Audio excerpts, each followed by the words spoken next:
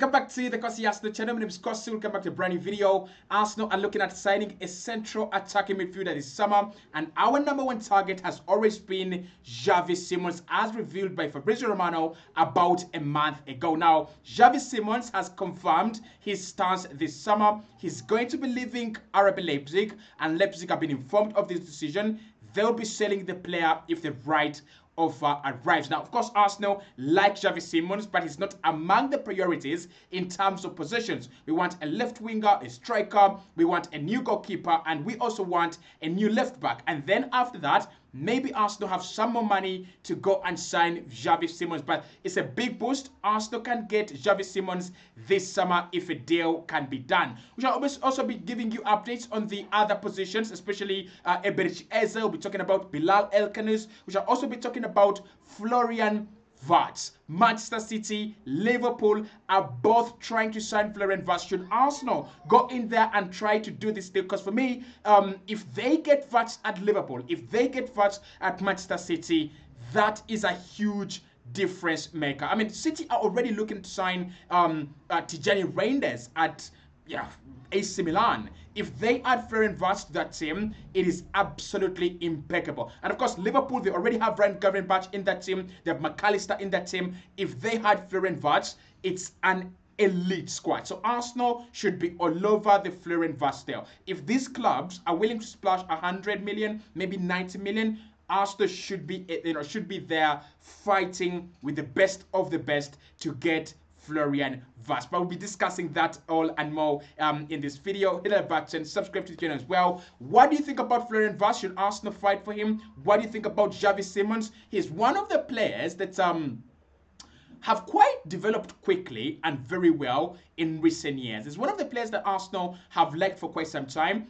This is our opportunity. This is our chance to get Xavi Simons this summer. So let's start off with that big story. As confirmed by Fabrizio Romano, Xavi Simons has made his decision about his future, and the decision is he's gonna be leaving RB Leipzig this summer. He won't be staying, despite the fact that he would love to stay. He is gonna be leaving. He's going to be looking for greener pastures elsewhere. Arsenal, Bayern, and a couple of other clubs, including Liverpool, Manchester United, Manchester City, are all interested in signing Xavi Simons, who, according to Romano again, he could be about 70 million euros to around 90 million euros. So we don't know the exact price. We don't know how much RB Leipzig are going to be asking for. But what we know is that Leipzig do not have any plans of standing in his way. If any club comes in with the right offer, they're going to be selling Xavi Simons. Now, I think this is a big decision for the player,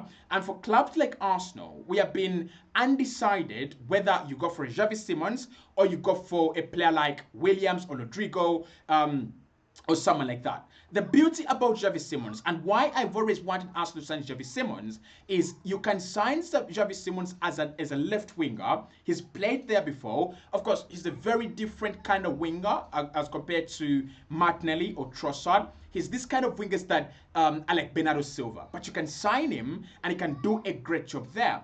At the same time, you can shift him in-game, and you can play him in some games as a typical number 10. He's a creative player who scores a lot of goals as compared to what we have, as compared to Odegaard, as compared to Fabio Vieira, as compared to Ethan Nwaneri at the moment. Xavi Simons is a much better player in terms of going forward, creating chances and trying to score goals than any other option we have. So a decision has been made that is going to be leaving, and RB Leipzig will be accepting offers, and they will be listening to proposals come this summer. Now, for me, Arsenal have been monitoring this one. Yes, we have been asking for information, and that is the biggest news you want on such a story. We should be all over this deal. And I want us to go on the Florian Wirtz deal, but the Florian Wirtz deal is difficult, right? Maybe Wirtz is 100 million and Arsenal don't have it. Maybe Wirtz is 90 million and Arsenal are not willing to splash 100 million on Wirtz. We'll talk about him. But Arsenal should be all over this Xavi Simons deal, because it's a deal that makes sense in every angle, in every spectrum that you actually see it, in every angle of the prism that you actually watch it. It actually makes sense. If we sign him as a left winger, it makes sense. Arsenal are desperate for a new left winger this summer. We would sign him and use him in a different way. He's a very versatile player. And if we sign him as an attacking midfielder and let go of Fabio Vieira, it still makes sense. Xavi Simons comes in, and then Vieira leaves, and Smith Rowe leaves as well, because we've never replaced the attacking options that we actually lost last summer. What do you think? Xavi Simons, for me, is a deal that makes a lot of sense. How much is it gonna cost, and can Arsenal afford him? That's a big question, because I think RB Leipzig, to sign him from PSG, it must have cost between 50 million, I'm not sure, but between 50 million euros to about 65 or 70 million euros, right? So I think the asking price is going to be between 75 million euros to 80 million euros. But why I think it's a much better deal than going out there and splashing 51 million pounds on a Nico Williams, or splashing just 60 million pounds on an Anthony Gordon, is this. If you have Gabriel Martinelli and he's going to stay, and you have Leandro Trossard and he's going to stay, what you're looking for is a left winger to compete with these players, and an attacking midfielder that you can swap out with Odegaard in games where Odegaard is not working out, or in just games where you need a pure number 10, or where you need attacking talent on the board. I mean, if you think about us right now, there is no question we need attacking profiles to come in, and we need more attacking options. You cannot have Saka, Trossard, Martinelli. End of story. And yes, Nonweri is there, but Nonweri is young. And Kai Havertz, do I trust him as an attacking option? I do, but as a starter. I don't trust him as a player who can come from the bench and change the game. So Arsenal need these options. Arsenal needs players that can come in and change the game. Xavi Simons could be that one. And that's why I was very happy when we were linked with Kudus once again. Because Kudus is that player that can come onto a game and have an impact on it. He can come into a game 90 minutes in, 70 minutes in, 80 minutes in, and he's going to create an impact because he's a good dribbler, he's got energy, he loves to shoot, he's got that burst of pace. And that is Xavi Simons. That is why we all love Xavi Simons. The relationship between Xavi Simons and Benjamin Sesko has been very great at RB Leipzig. Does that mean that Arsenal have to go for Xavi Simons and Sesko? Definitely not. But we're signing a number 9, right? We're signing a number 9 this summer. There is nothing worse than having a number 9 that is underfed. There is nothing like having a number 9 that doesn't have any service. Because that means you have a guy on the pitch that doesn't do anything. You know, the way Erling Haaland is so difficult to carry by Manchester City. They have him around. He can be this guy that scores for goals for them. But without Kevin De Bruyne and without that creative number 10, there is typically nothing this guy does. So you don't want to bring in a Victor Gyökeres, or you don't want to bring in a Benjamin Sesko or anyone, and you don't give them good service. So for me, Xavi Simons is one of those creative talents that Arsenal should be all over. He's not a typical number 10. So Mikel Arteta says, I don't want a typical number 10. I want players that can play as an 8, right? But advanced 8s. I want advanced 8s. Players that can drop into deeper areas, pick up the ball, but then impact the final third as well. That is your Xavi Simons. He can do that very, very well. So for me, Arsenal should be all over this deal. If it's about 75 million euros, go and do it. You don't need to sign an attacking midfielder and a left winger. Just sign him alone. It can work for us. But of course, if Arsenal cannot find an agreement for Xavi Simons, there are other players on this list that I think we can get. Now, we have been informed that Eberechi Eze is going to be available for about 65 million pounds. That is his release clause. This summer, Crystal Palace will be willing to listen to offers, as last summer they were not willing to sell. They had lost Michael Olise, and they're like, we are not losing Olise and then losing Eberechi Eze. But this summer, Eberechi Eze is one of the players that will be sold by Crystal Palace if the right offer arrives. And Manchester City, again, they are there. They want Morgan Gibbs-White, they want Eberechi Eze, and they want Florian Wirtz. That shows you they want a creative player. They want someone who can come in to replace Kevin De Bruyne. And I think Arsenal in the same direction. That is what Arsenal should be looking at. You have Odegaard, but he ain't Kevin De Bruyne. You have Declan Rice, but he ain't Kevin De Bruyne. They have good energy. They run. They have pace. They are technical as well, but they aren't creative enough. They're not to the levels of creativity of a Thiago Alcantara, of a player like Kevin De Bruyne, Iniesta, Xavi. They're not at that level. Arsenal need a player